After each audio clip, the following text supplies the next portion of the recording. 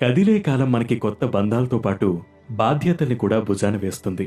ఆ బరువుని మోస్తూ ఈ జీవితం అనే సముద్రం ఈదుతుంటే, కష్టాలనే చీకట్లు నీ చుట్టూ కమ్మేసినప్పుడు, నా అనుకునే వాళ్ళంతా అవసరం కోసమే నీతో ప్రేమ నటిస్తారనే నిజాన్ని నువ్వు తెలుసుకున్నప్పుడు, గెలుపులో చప్పట్లు కొట్టే వాళ్ళంతా ఓడిపోతే నీ చుట్టూ ఉండరని నీకు అర్థమైనప్పుడు, నీ ఒక్క పిలుపు దూరంలో వాడుంటాడు.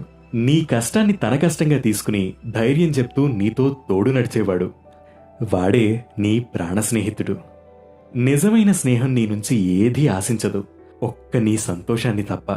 అయినా ఈ జనరేషన్ కిడ్స్ ని చూస్తే చాలా జాలేస్తోందండి.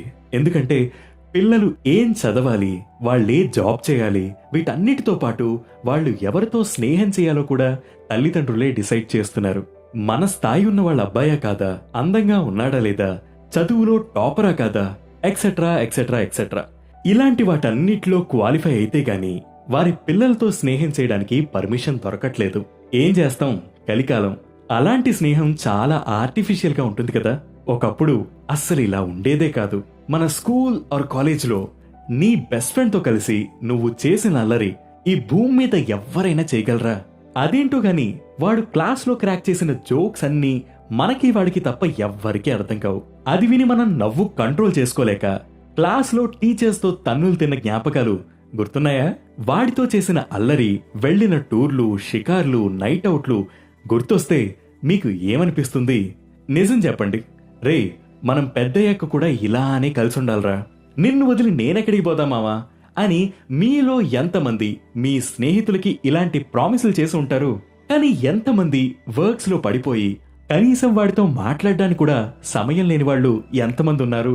కాలం నిజమైన స్నేహాన్ని కేవలం దూరంగా మాత్రమే ఉంచగలదు. వారి మధ్య స్నేహాన్ని విడదీయలేదు. మీ లైఫ్ లో మీరు ఫుల్ గా ఎంజాయ్ చేసిన ఒక 10 మూమెంట్స్ చెప్పండి అని అడిగితే అందులో ఒక 9 మీ ఫ్రెండ్ తో కలిసి చేసిన అల్లరే ఉంటుంది. అవునా కాదా? సో నేను చెప్పొచ్చేది ఏంటంటే, ఈ పాడ్కాస్ట్ విన్నాక మీరు మీ బెస్ట్ ఫ్రెండ్ కి ఒక్కసారి కాల్ చేసి ఒక్క 10 నిమిషాలు హాయిగా మాట్లాడి వాడికి ఫ్రెండ్షిప్ డే విషెస్ చెప్పండి. వాడు నిన్ను పిచ్చెక్కిందా అని తిడతాడు. పడండి, ఏమీ పర్వాలేదు. సరదాగా నవ్వుకుంటూ ఈ ఫ్రెండ్షిప్ డేని ఫుల్ గా మీ ఫ్రెండ్స్ తో ఎంజాయ్ చేయండి. మరి నేను వెళ్ళొస్తానండి. ఇదండి ఇవాల్టి పాడ్కాస్ట్. మరొక